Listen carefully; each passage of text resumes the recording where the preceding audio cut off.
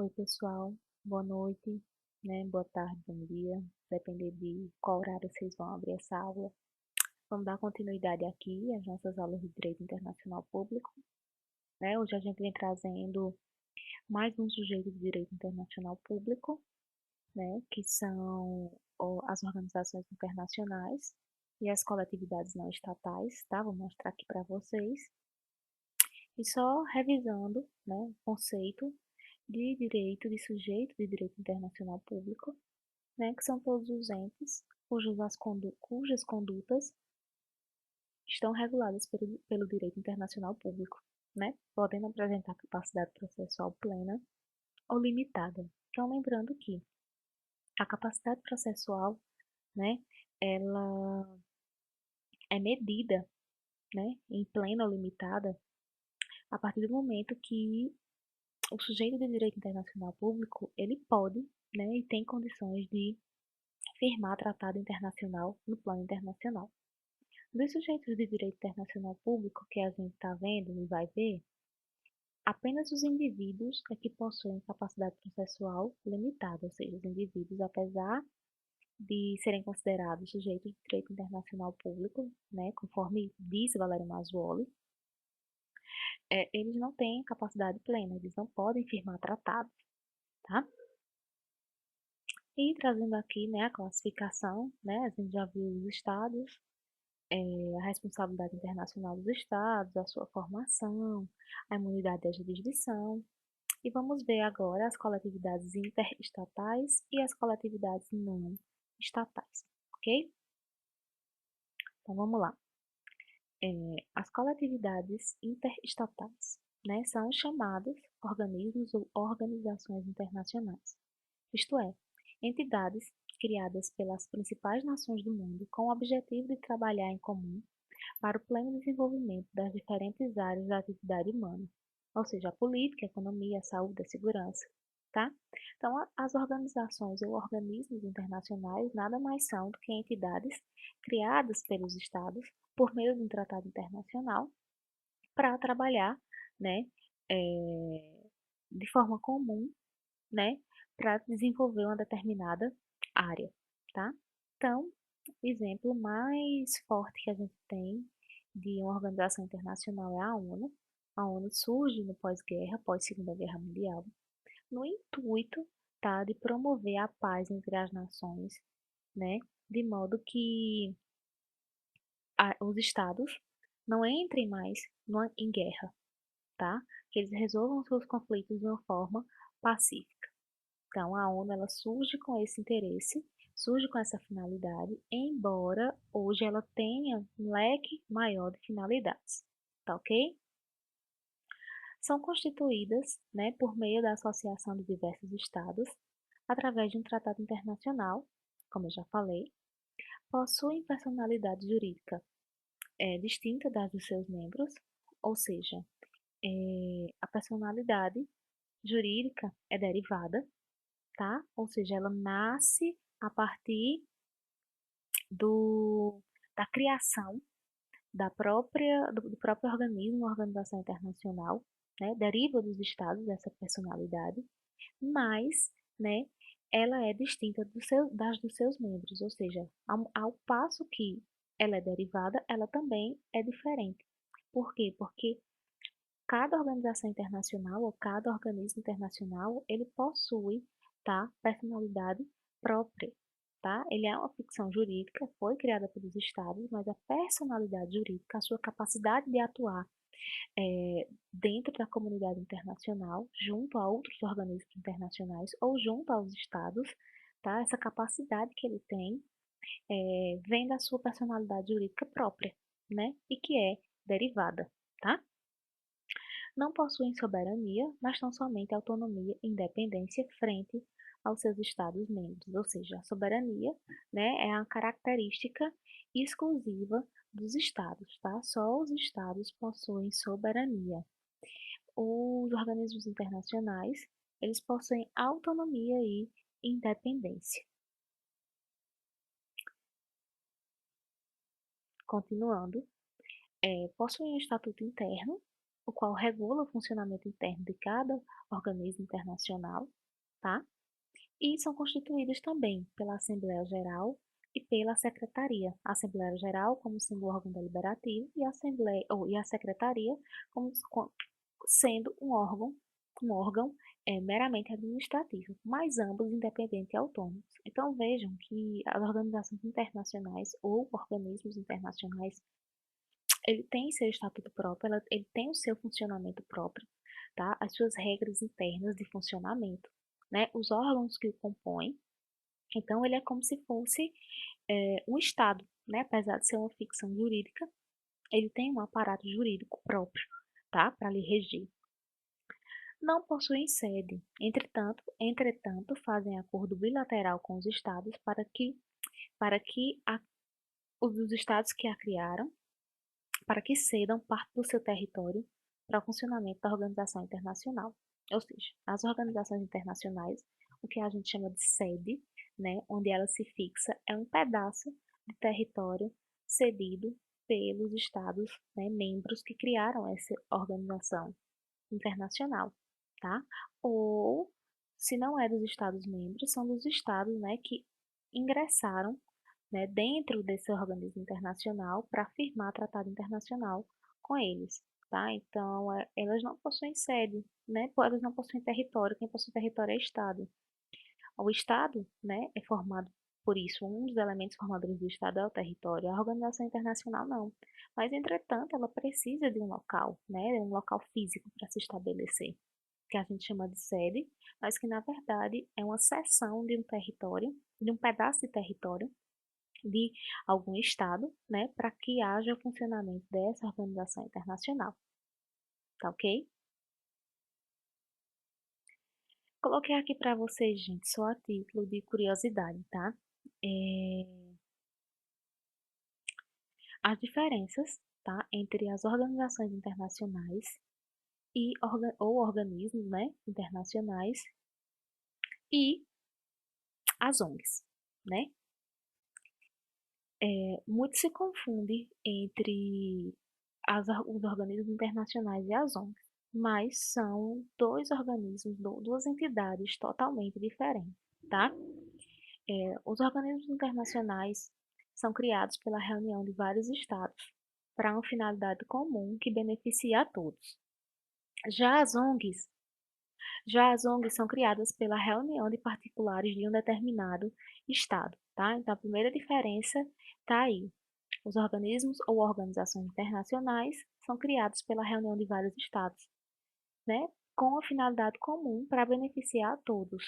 Já as ONGs também têm essa finalidade comum para beneficiar a todos, mas, né, são criados pela reunião de particulares. Então, um grupo de pessoas de um determinado estado, né, se reúne e cria aquela ONG que tem aquele objetivo comum. As organizações internacionais são consideradas, né, sujeitos de direito internacional público, com capacidade plena, tá? Ou seja, podem firmar tratados internacionais. Já as ONGs não, elas não são sujeitos de direito internacional público, né? É, por serem sujeitos de direito internacional público, as organizações internacionais são regidas diretamente pelas normas de direito internacional público, né, junto à comunidade internacional. Nas ONGs, não.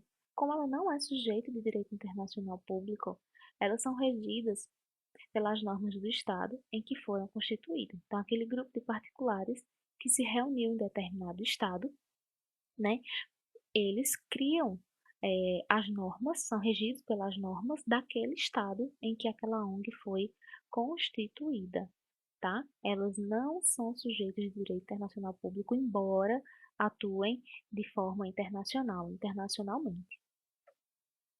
Por fim, eu trouxe alguns exemplos, tá? De organização internacional. Tenho aqui a ONU, a OMS, né, que é a Organização Mundial da Saúde, que está sendo bastante pautada por conta dessa pandemia. A OMC, que é a Organização Mundial do Comércio, tá? E, em exemplo de ONGs, eu trouxe aqui o Greenpeace, né, que fica em Amsterdã, que foi criado pelo Estado de Amsterdã. A Fundação Abrinq, né, aqui no Brasil, e outras mais. tá? Então, as principais diferenças entre os organismos internacionais ou organizações internacionais e as ONGs são o fato de um ser sujeito de direito internacional público e ter todas as implicações, né, dos sujeitos de direito internacional público, inclusive a responsabilização, né, no plano internacional por violar a norma de direito internacional público, diferente das ONGs, tá? Que não são sujeitos de direito internacional público e, por tal razão, não se submetem, tá, às consequências das normas do direito internacional público.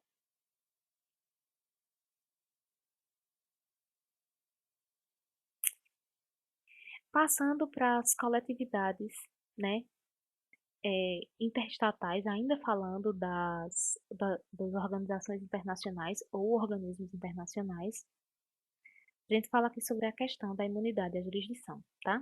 Assim como o Estado possui a imunidade à jurisdição, o organismo internacional também possui essa imunidade. O mesmo conceito aqui que eu trouxe para os estados, eu trago para os organismos internacionais, tá?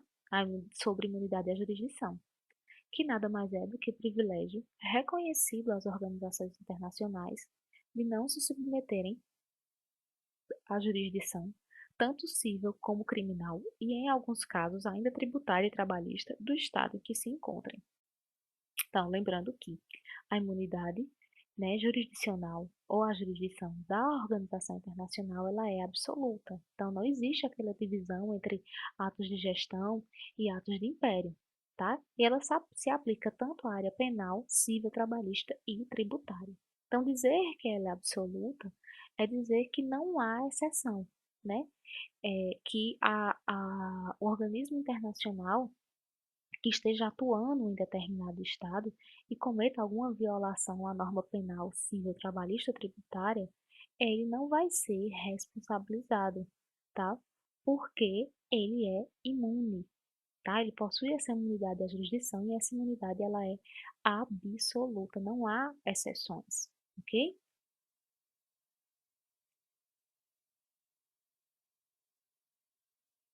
É, essa imunidade, ela está prevista, ela deve estar obrigatoriamente, tá?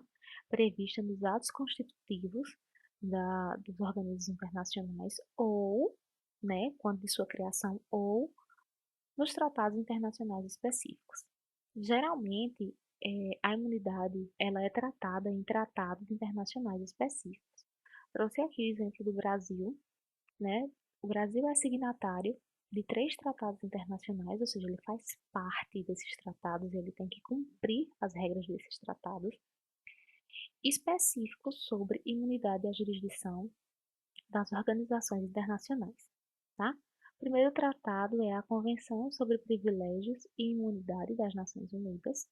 O segundo é a Convenção sobre Privilégios e Imunidade das Agências Especializadas das Nações Unidas. E o terceiro é o Acordo sobre Privilégios e Imunidades da Organização dos Estados Americanos.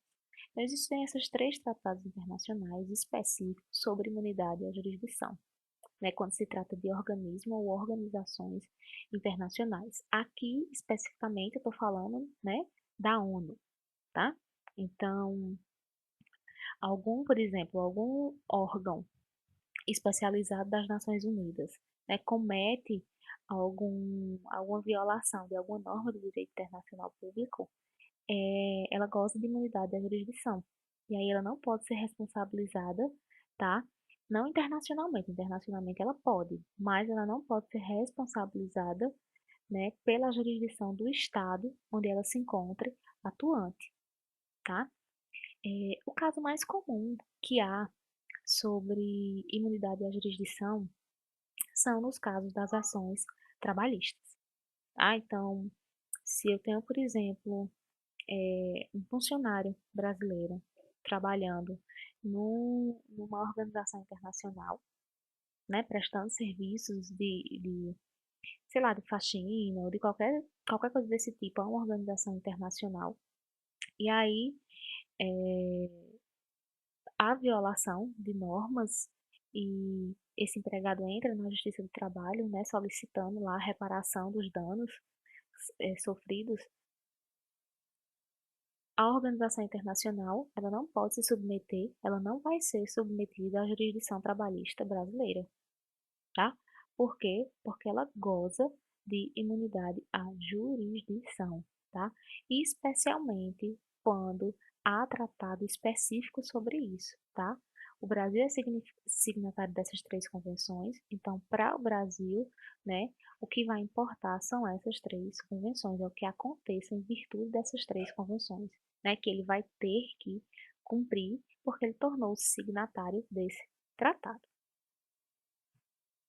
Pois bem, gente, trouxe aqui para vocês a OJ da seção de dissídios individuais 1, a OJ 416, que fala sobre a imunidade de jurisdição, né, da organização ou organismo internacional, fixando aqui o entendimento do STF e também do TST. As organizações ou organismos internacionais gozam de imunidade absoluta de jurisdição, tá? Quando amparados por norma internacional incorporada ao ordenamento jurídico brasileiro. Então, o que é isso? Norma internacional incorporada ao ordenamento jurídico brasileiro. É tratado internacional, né, ou a convenção internacional do qual o Brasil torna-se signatário. Se o Brasil é signatário de determinado tratado internacional, de determinada convenção internacional, tá? Então, ele tem que respeitar a imunidade de jurisdição do organismo internacional. Não se lhes aplicando a regra do direito consuetudinário relativa à natureza dos atos praticados.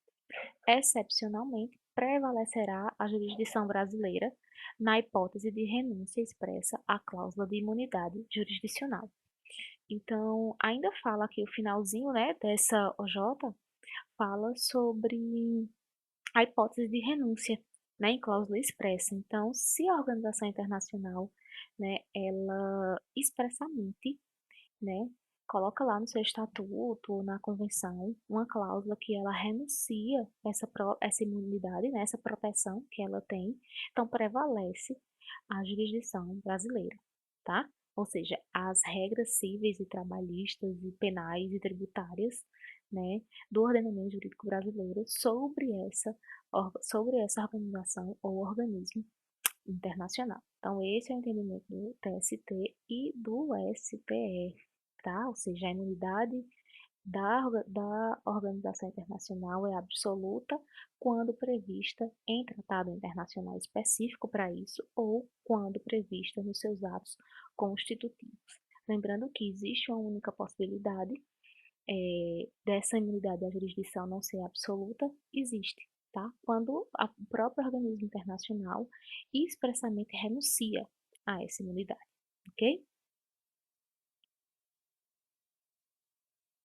Trouxe aqui só um quadro comparativo, tá? Para que vocês possam ter ideia, né? E comparar como é a imunidade da jurisdição dos estados e dos organismos internacionais, tá? Então, nos estados aqui eu tenho imunidade jurisdicional dos estados estrangeiros, enquanto dos organismos internacionais eu tenho a imunidade jurisdicional aos organismos internacionais, especial à ONU. Nos estados, eu tenho imunidade de jurisdição para todos os atos do império, tá? E não tenho imunidade para os atos de gestão, ou seja, eu tenho aquela divisão que já foi tratada nas aulas passadas sobre atos de império e atos de gestão. Enquanto nos organismos internacionais, a imunidade à jurisdição é para todos os atos cometidos por esse organismo internacional. Tá? Não existe essa divisão entre atos de gestão e atos de império. Entretanto, né, tem que ser previsto em estatuto próprio ou tratado internacional. Em geral, não há tratado internacional regulando o tema, tá? A exceção é das autoridades diplomáticas ou consulares, enquanto que os organismos internacionais têm que ter tratados internacionais regulando, tá? Principalmente aqueles que foram dos quais o Brasil é signatário, que falam especificamente sobre a ONU, né? E quanto às causas trabalhistas, nos estados há imunidade relativa e nos organismos internacionais há imunidade absoluta, tá? Então é só um quadro comparativo para vocês terem noção de como funciona.